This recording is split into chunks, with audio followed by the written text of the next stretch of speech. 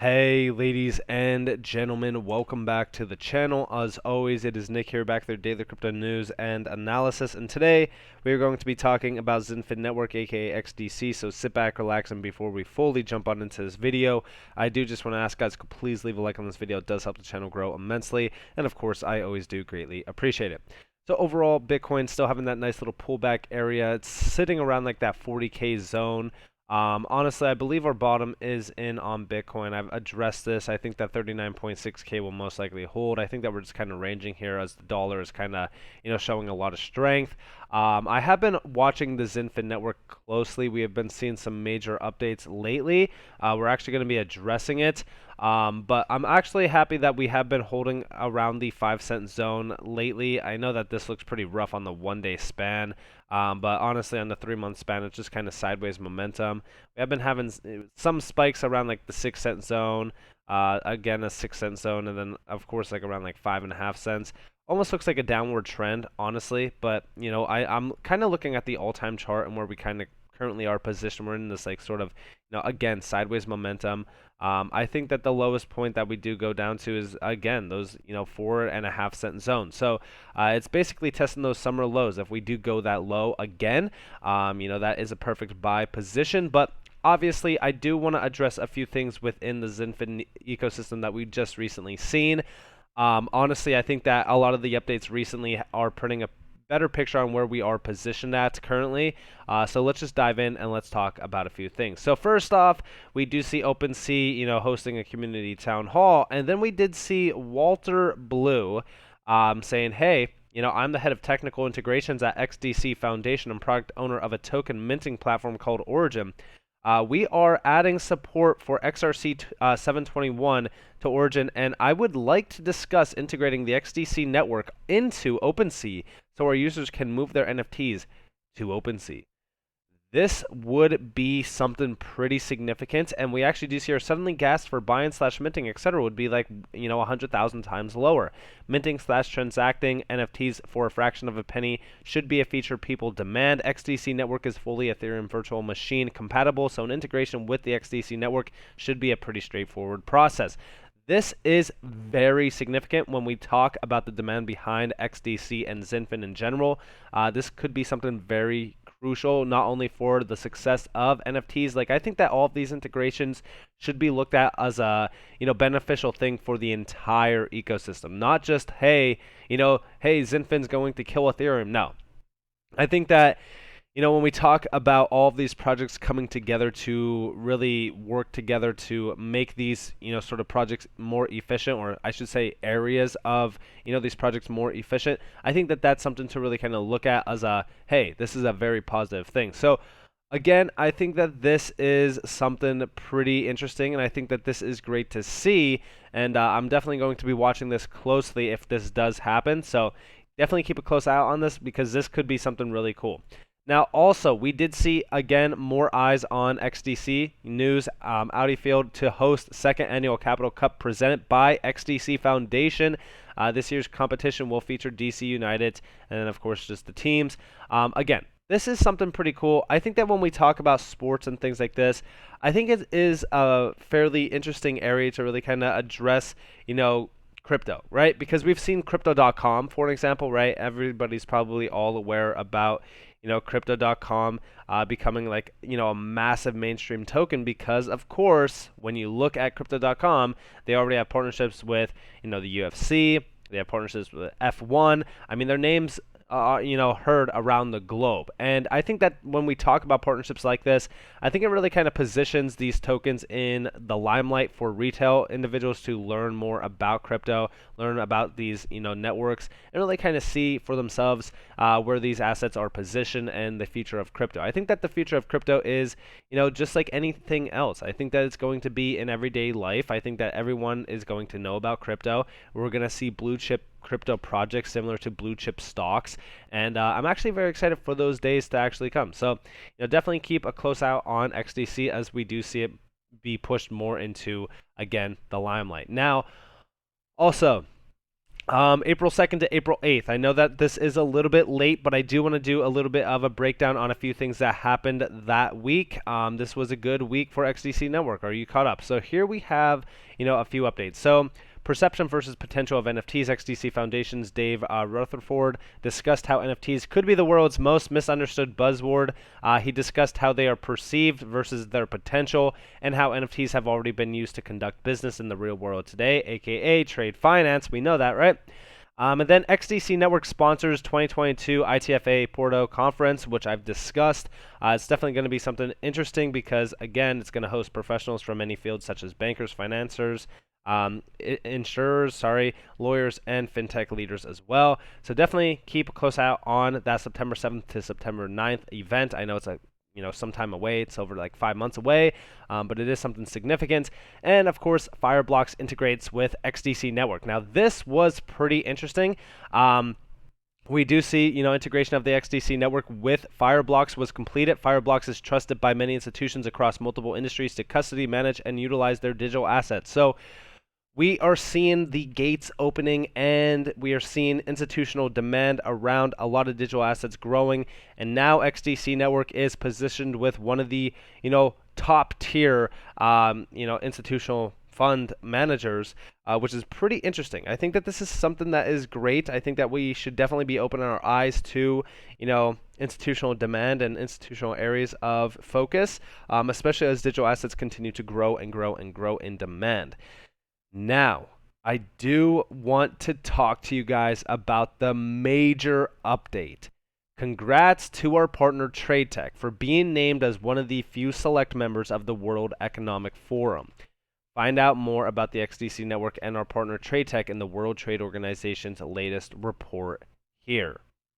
The funny thing about Xinfin is the fact that we're seeing things like this. Okay, TradeTech, which is a 100% partner of XDC or Xinfin,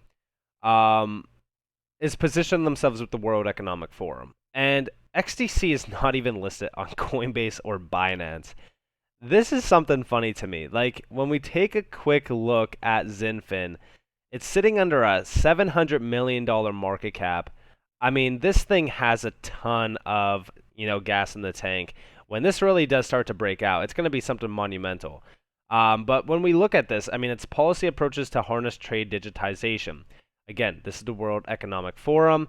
They are talking about tokenization, by the way. We can actually kind of look at this 1 second.